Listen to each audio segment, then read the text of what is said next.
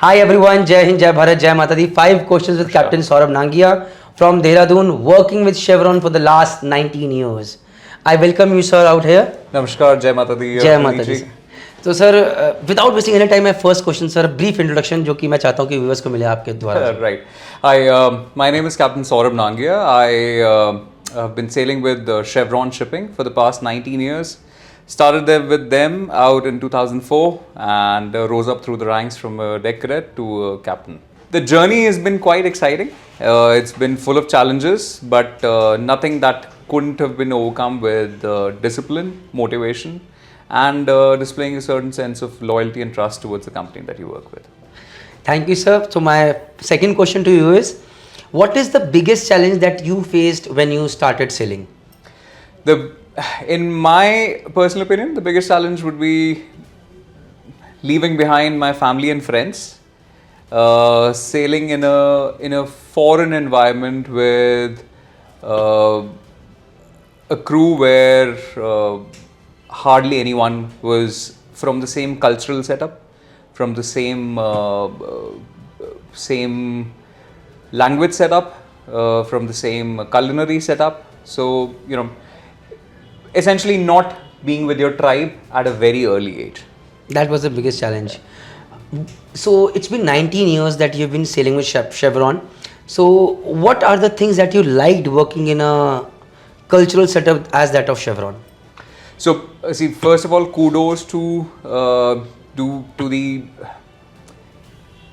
the environment that Chevron as a company promotes on board, which is that you cater to diversity. You essentially are, you're one team amongst various people from various nationalities, various walks of life, various kind of experiences, and I can say I've been fortunate enough to be born and brought up in that setup, and my mind groomed in a certain way that you need to adapt and you need to cater to a varied, a diverse kind of environment on board, and be respectful towards it, include. So diversity and inclusion go hand in hand, and I think so that helps you foster a mindset which makes a team successful. I have talked to many of my friends, batchmates, those who are working in such kind of great ownership companies, and as per their views, food and working with different nationalities was a challenge. So if I would ask you, like, of working with different nationalities, so what was the challenge that you faced and how you overcome as a maritime leader out there? That I would love to know. See, I'll just share a small experience. This was I think my 4th trip as a deck cadet, and I was the only Indian on board. So did I feel alienated? No. Did I feel isolated? No. Did I feel lonely at times? Yes, because sometimes you want to speak in Hindi with someone on board after let's say about 20 days of odd days of sailing. So that was a challenge, but at the same time we had one common language, and that was maritime English. So I think so that helped, and that helped foster a bond on board, and that it was smooth seas. So now you are a captain. What do you do to make sure when these young cadets come out there, or these engineers, so that they do not feel alienated? Any special steps, or there is just a common thing happening in the whole company all the time? So I very strongly believe in a motto, which is work time is work time, play time is play time. So when it's work time, essentially, be it 8 to 5, be it 6 to 6, whatever format you're working on a ship, that is your work time. You are in a strict professional setup. You cater to your professional bonds as you're supposed to.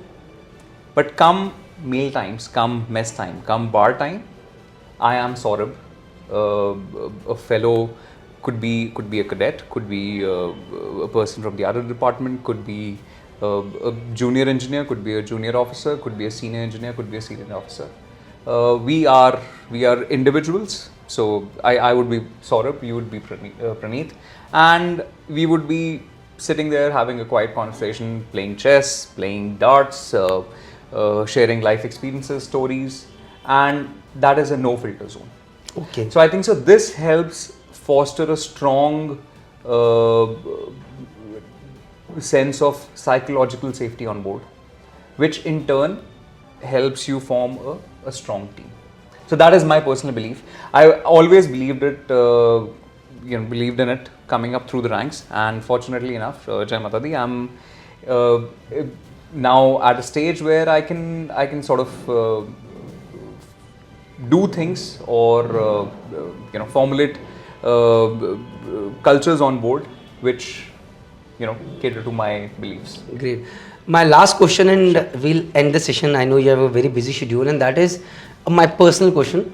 That generally, I was always of a belief that if you join companies like I have also worked in an ownership company, BP Shipping, where the promotions are damn slow, and I was often of a belief that good ownership companies, all their own salaries, very slow promotions. Then I met you, and I realized no, they are not as slow as possible, as slow. So I just want to know from you, sailing on good ownership companies, getting faster promotions, is it true or is it a myth? So, Praneeth, I would slightly mold the question. Yes. I wouldn't call it faster or slower promotions. I would call them promotions at the right time.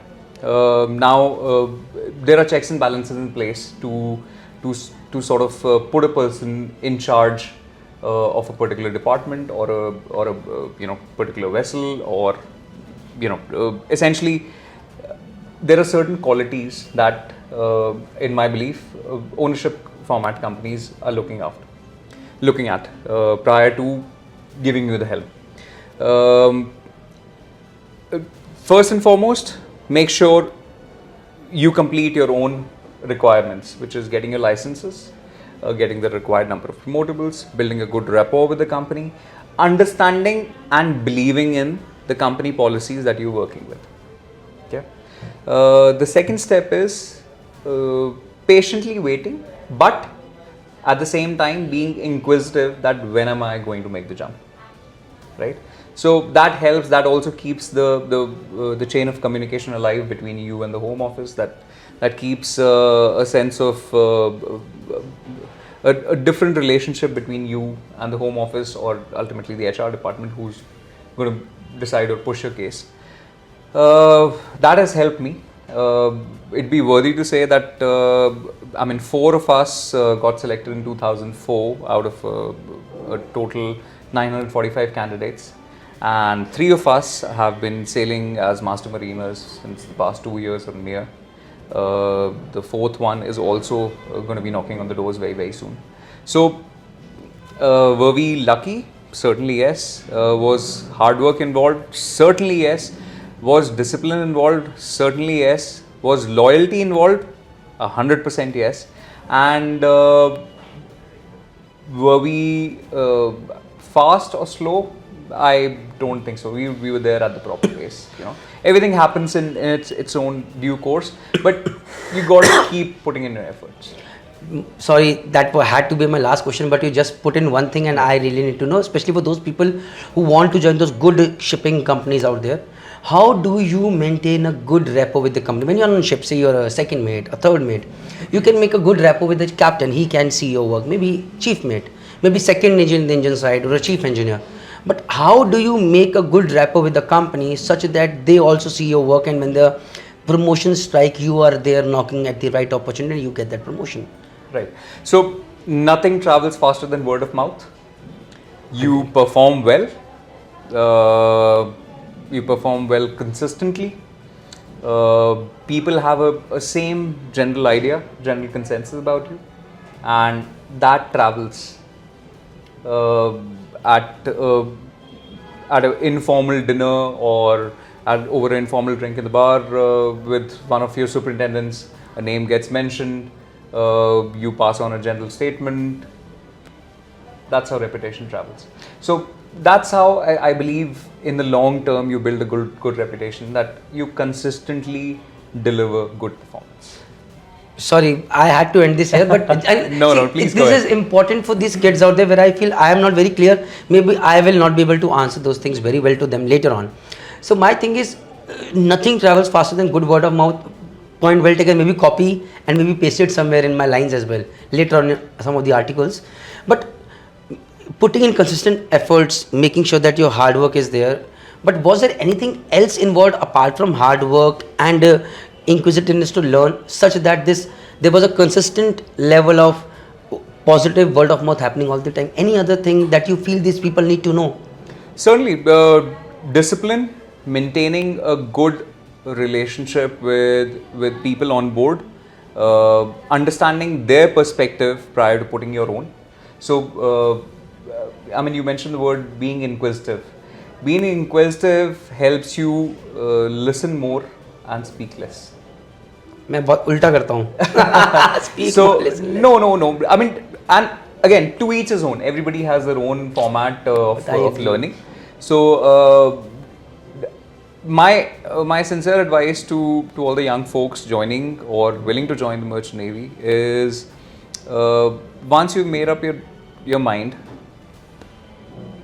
if you want to see through that you gain success in your career, is when you go on board, show that you're willing to learn, show that you're willing to go the extra mile to put in the effort, be it your off time, be it your work time, to understand that how people who are in this field, who are successful, like Praneet ji, God, Jai Mata, sir, please take your words back. अभी तो बहुत मेहनत करनी है. what did they do and learn. People read books. I'm not a big fan of reading, but I like to learn from people's life experiences, and I think that has helped me immensely. With this, guys, all I want to say is this video will be posted on YouTube, and if you have got any comments, please make sure that you put across in the comment section. And if there is any good question coming out there, I make sure I'll be again talking to Captain Saurabh Nangia and maybe making a special video or getting an answer from him and putting it out there. With this, thank you, sir, for joining us. Thank you very much. Praneet Jai ji. Hind, Jai Bharat, Jai Mata. Jai Mata Di.